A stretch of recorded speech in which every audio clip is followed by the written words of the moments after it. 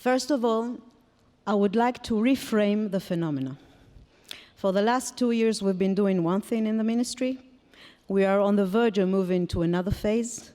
Part of the moving to another phase was asking ourselves, what is exactly that we are fighting against?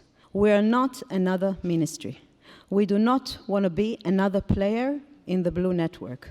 We want to be a game changer. And if you want to be a game changer, you have to think differently. And thinking differently means that you have to erect the whole body that you are. We have lost and we have stopped doing hasbara. I don't like this word. I don't think it works. I think for the last 10 years we've tried it and we failed. We have to do something different.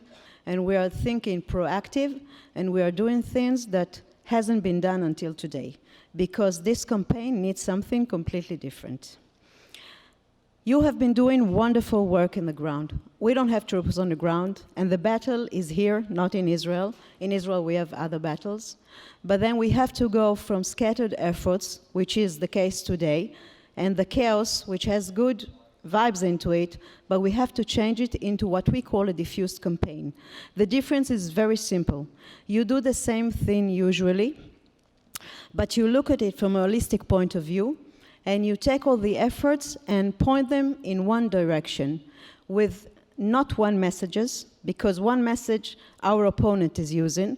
We have many messages, and that's fine, that's who we are, but we have to agree on one thing.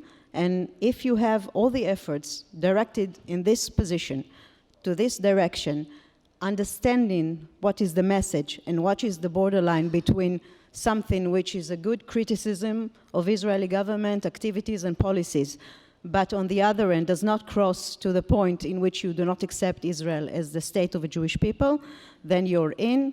And this is the definition of diffused campaign. We have put a lot of effort in the last 2 years into understanding our opponent. Pay attention, I do not use the word rivalry, I do not use the word enemy, because they are not. They are opponent. By the way, I have to tell you, a very worthy opponent. Very creative, very motivated, fueled with money, fueled with motivation, with a very good confidence that I think we understand them, and while I will try to reframe the phenomena, I think you will see that we are looking at it with a different angle. At the same time, when you have to handle a campaign, it's not enough to understand your opponent, you have to understand your own forces. We put a lot of effort into this too, and especially trying to see what is the added value and the significance and uniqueness of each organization inside the Israeli or the pro-Israel network. We are in a battle of a cognitive arena, what we call a cognitive warfare. I used to come from the Israeli Air Force. We'll never go into aerial battle without having aerial superiority. In this case, in the campaign that we are having now, we have to have information superiority. So we put a lot of effort into creating the possibility that we will always have the information valid to us and to our partners. The second logic is deterrence. I would say it very, very cautiously. I would like anyone who is opponent of ours to think twice before he does anything. I would not say more than that.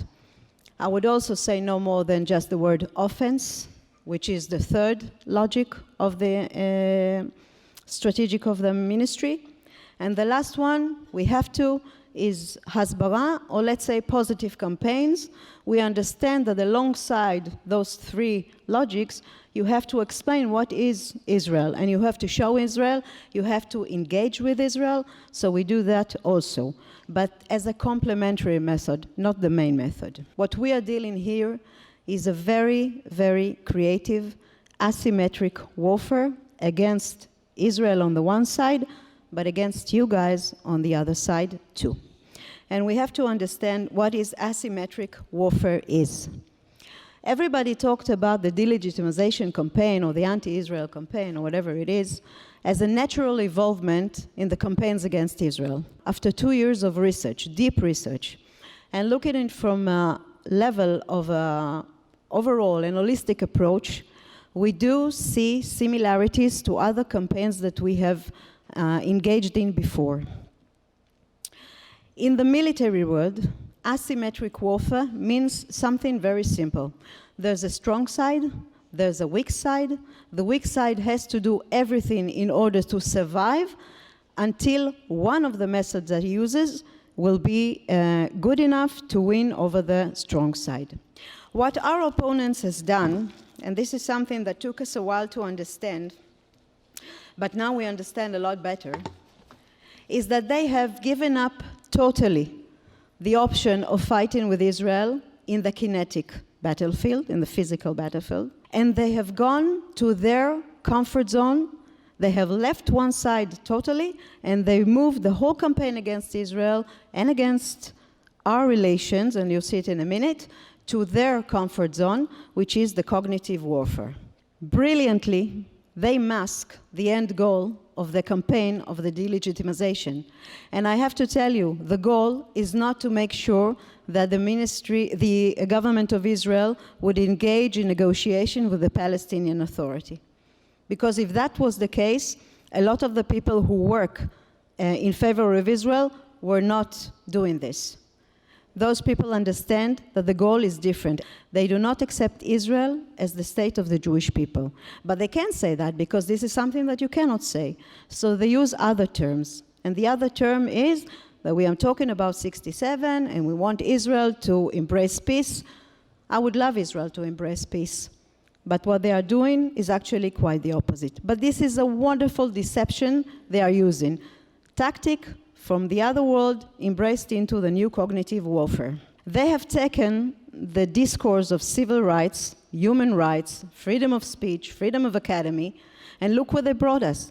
They brought us to a point in which we cannot say these words and be with Israel. Because if you embrace the one, you have to be against Israel, because Israel is supposed to be the worst thing that the world has ever seen. This is a wonderful, wonderful camouflage that they have used, when in fact, when you hear what they are saying, you understand that they are on the verge of racism and anti-Semitism. One of the main things that we have learned in the asymmetric warfare in the military world is that when you put pressure on the home front, the decision-making of your leaders is changing. And what they are doing today is that they are using trends inside American Jewry, but all over the world, juries all over the world. They are using basic notions that might be behind certain criticism between you guys and Israel, and they are driving a wedge between you and us.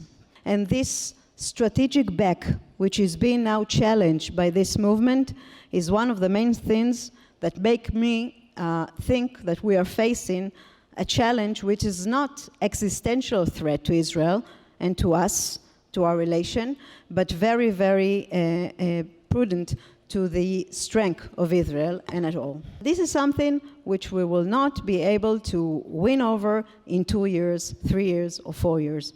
They've been working on this more than a decade. We should expect to have the same time in order to fight against it. There are a lot of wonderful ideas out there. We just have to make sure that they have the money and the capability to become from an idea to a concept and then to action. And this is something the Israeli government is enabling those young people who have wonderful ideas, but they don't really know how to put it into effect. But this is just fighting the symptoms. It will not win the phenomena over. So by understanding what exactly that we are facing with, I think we can go and fight the core and what really motivates this movement. And hopefully, 10 years from now, we'll be seeing different things. Thank you very much.